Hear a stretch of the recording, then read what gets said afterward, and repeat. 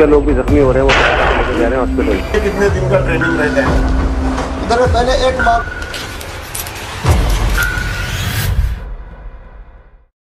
26 नवंबर 2008 का दिन मुंबई के लिए बिल्कुल आम दिन था। हमेशा की तरह शहर अपनी तेज रफ्तार से भाग रहा था। लोग काम पर जा रहे थे, सड़कों पर ट्रैफिक, होटलों और रेस्टोरेंट्स में चहल पहल और रेलवे स्टेशनों पर हजारों लोग अपनी रोजमर्रा की जिंदगी में व्यस्त थे। मुंबई की धुंधली रोशनी में मुस्कुराता हुआ शहर अनजान था कि कुछ ही घंटों में उस पर एक ऐसी तबाही टूटने वाली थी जो इतिहास के पन्नों में दर्ज हो जाएगी। शाम ढलने के साथ ही पाकिस्तान से आए 10 आतंकवादियों का एक समूह, लश्कर-ए-तैयबा के ट्रेन किए गए आतंकवादी भारत की समुद्री सीमा में दाखिल हो चुके थे। इन आतंकवादियों ने एक भारतीय बोट कुबेर को हाईजैक कर लिया था और उसे गुजरात के समुद्री तट से होते हुए मुंबई के कोलाबा तट तक पहुंचा। उनके हाथों में AK-47 राइफल्स, हैंड ग्रेनेड्स और IEDs थे। ये कोई साधारण मिशन नहीं था। इन आतंकियों का मकसद था मुंबई के दिल में दहशत फैलाना और शहर की आत्मा को झकझोर कर रख देना। कैफे लियोपोल्ड और CST, आतंक की पहली लहर। जैसे ही आतंकवादी कोलाबा के तट पर उतरे, उन्होंने खुद को 5 ग्रुप्स में बांट लिया और अलग अलग टारगेट्स की ओर बढ़ने लगे। पहला हमला हुआ मुंबई के मशहूर कैफे लियोपोल्ड पर, जहां हर रात की तरह उस दिन भी विदेशी पर्यटक और लोकल लोग अपनी शाम का आनंद ले रहे थे। आतंकवादियों ने अचानक अंधाधुंध गोलियां चलानी शुरू कर दी। गोलियों की बौछार में कई लोगों ने अपनी जान गंवा दी। कैफे लियोपोल्ड, जो पहले जीवन और खुशियों का प्रतीक था, अब खून और तबाही का गवाह बन चुका था। लेकिन असली तबाही तो इसके बाद शुरू हुई। CST, छत्रपति शिवाजी महाराज टर्मिनस, मुंबई का सबसे व्यस्त रेलवे स्टेशन। यहाँ रोजाना हजारों की संख्या में लोग ट्रेन पकड़ने आते हैं। उस रात भी स्टेशन पर भीड़ थी। जैसे ही 2 आतंकवादी अजमल कसाब और इस्माइल खान प्लेटफॉर्म पर पहुंचे, उन्होंने AK-47 से लोगों पर बेरहमी से गोलियां बरसानी शुरू कर दी। चारों तरफ अफरा तफरी मच गई। लोग जान बचाने के लिए इधर उधर भागने लगे, लेकिन गोलियों की रफ्तार और आतंकियों की निर्दयता ने किसी को नहीं छोड़ा। हर गोली के साथ एक चीख, हर धमाके के साथ एक जिंदगी खत्म हो रही थी। CST का वह विशाल प्लेटफॉर्म, जो हमेशा यात्रियों की आवाजों और ट्रेन की आवाजों से गूंजता रहता था, अब सिर्फ चीखों और गोलियों की गूंज से भरा हुआ था। इस भयानक हमले में 58 लोग मारे गए और दर्जनों घायल हुए। NSG की एंट्री और ऑपरेशन टॉर्नेडो का आगाज।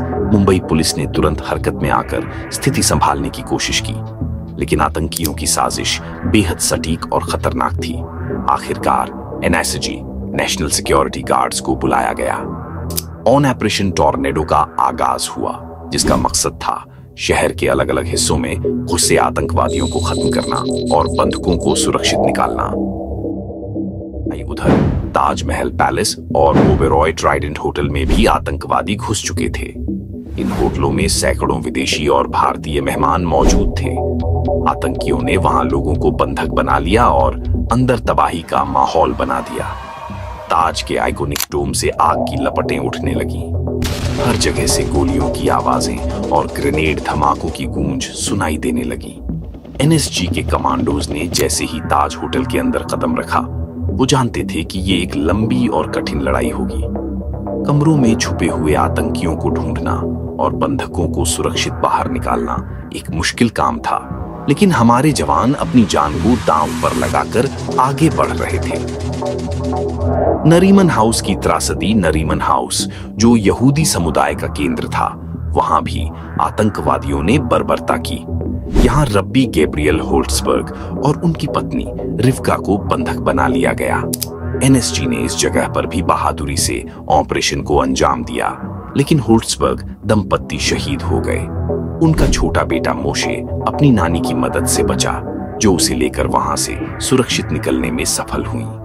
अजमल कसाब पकड़ा गया मौत का एजेंट। उसी दौरान मरीन ड्राइव के पास अजमल कसाब और इस्माइल खान का एनकाउंटर हुआ।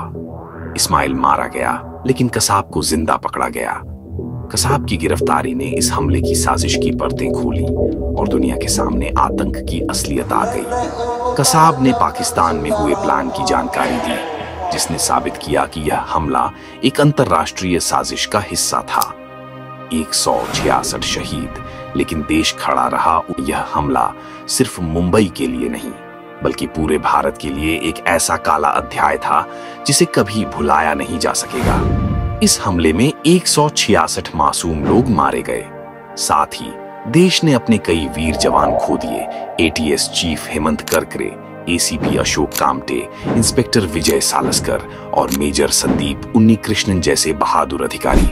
लेकिन इस भयानक त्रासदी ने एक चीज साफ कर दी, मुंबई का हौसला और देश की एकता। ये हमला हमें याद दिलाता है कि आतंकवाद चाहे जितना भी क्रूर हो, हमारे देश के जवान और हमारी जनता उससे भी ज्यादा मजबूत है। कसाब का अंत और वीरों की अमर गाथा। अजमल कसाब को बाद में कोर्ट ने मौत की सजा दी और 21 नवंबर 2012 को उसे फांसी दे दी गई। लेकिन 26 नवंबर की वह रात 166 लोगों की कुर्बानी और एनएसजी के वीर जवानों का बलिदान हमेशा हमारे दिलों में जिंदा रहेगा। ये हमला हमें हर साल याद दिलाता है कि आतंकवाद के खिलाफ हमारी लड़ाई अभी खत्म नहीं हुई है। लेकिन एक बात साफ है, जब भी देश को हमारे जवानों की जरूरत पड़ेगी, वे अपनी जान की बाजी लगाने से कभी पीछे नहीं हटेंगे। मुंबई, उठ खड़ा हुआ शहर। मुंबई का जज्बा, उसकी ताकत और उसका न झुकने वाला हौसला इस हमले के बाद और भी प्रबल होकर सामने आया। यह शहर हमेशा चलता रहा है और चलता रहेगा। 26 नवंबर की दर्दनाक यादें हमेशा हमारे साथ रहेंगी, लेकिन इन यादों के साथ साथ हमें अपने वीरों पर गर्व रहेगा, जिन्होंने हमें बचाने के लिए अपनी जान दे दी। अगर आपको ये वीडियो पसंद आई हो तो लाइक, शेयर और सब्सक्राइब करना न भूलें। हमारी अगली वीडियो में हम एक और दिलचस्प मुद्दे पर बात करेंगे। तब तक के लिए सुरक्षित रहिए, सतर्क रहिए और अपने वीरों को सलाम कीजिए। जय हिंद।